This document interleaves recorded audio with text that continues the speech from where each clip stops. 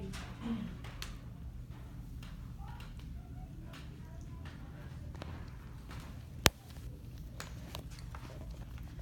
Hey, Marilyn Monroe once said, "Beneath the makeup and behind the smile, I'm just a girl who wishes for the world." Today, I'm going to be talking about the face of makeup, not necessarily the eyes and all the flashy things that people notice, but like your base and your foundation and concealer and all that good stuff that kind of like makes your face look flawless the way it does. So the things that you can use for your face is it's very important to moisturize your face, and luckily Morgan has already done that and we don't need to do that.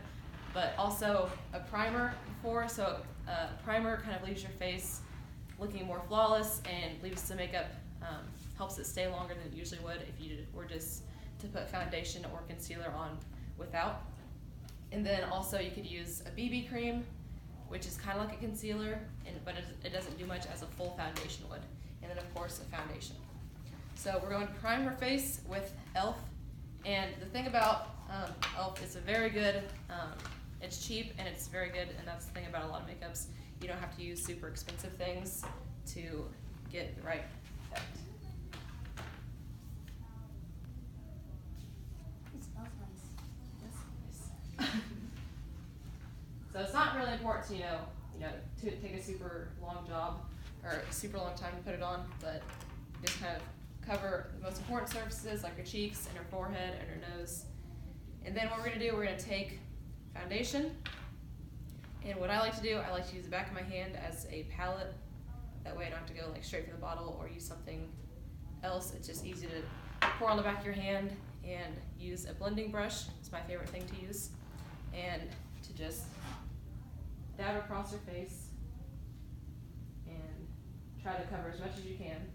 And make sure that when you're putting foundation on or any other thing that's with your face that you're blending really well, that you don't want to have any lines where you just, like, it looks like you just completely stopped. You just want to cover the face, get her cheekbones and her jawline really well, and then use this part of the blending brush or blending sponge thing to get all the creases like by her eye and inside by her nose. So you just pat across the face like so, and it takes a little while, but that's what happens. So like I said, really get by your hairline, that way there's not any profound marks where it looks like you just stopped, because that looks bad when you do that. You want it to look like you're all one color. You don't want your neck to be a different color than your face is.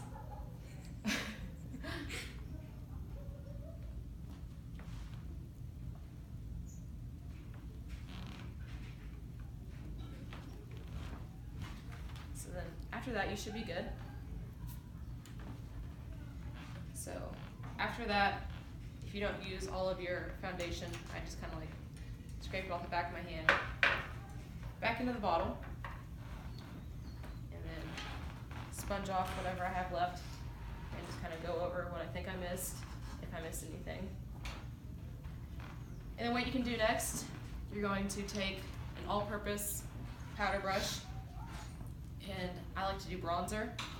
So what you're going to do, you're just going to take it and you're going to go up her cheekbones like so on both sides.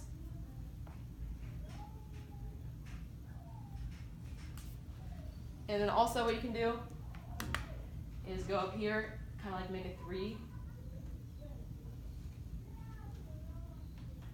And then down on her jawline to make it look more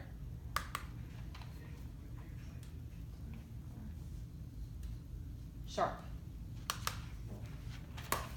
And then after that, I like to take blush,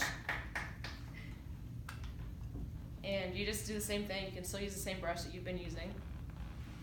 And then I like to just stay right up here close by like your hairline, kind of on your cheekbone.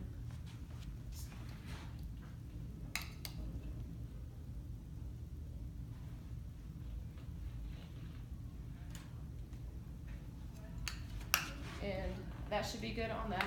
And another thing that you could use, but we're not going to use today, is a highlighter. It's a very in thing these days, and a lot of people like to use it. They like to make it very bright because they think it looks really cool, and it does look very good, but it's one of those things that you kind of need to practice so you don't look, like you just have one big glossy spot on your face and it looks weird.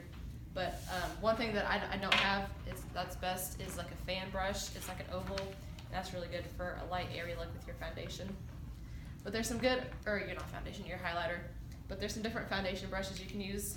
There's the just like plain sharp edge foundation brush. I don't really like it that much, but some people like it.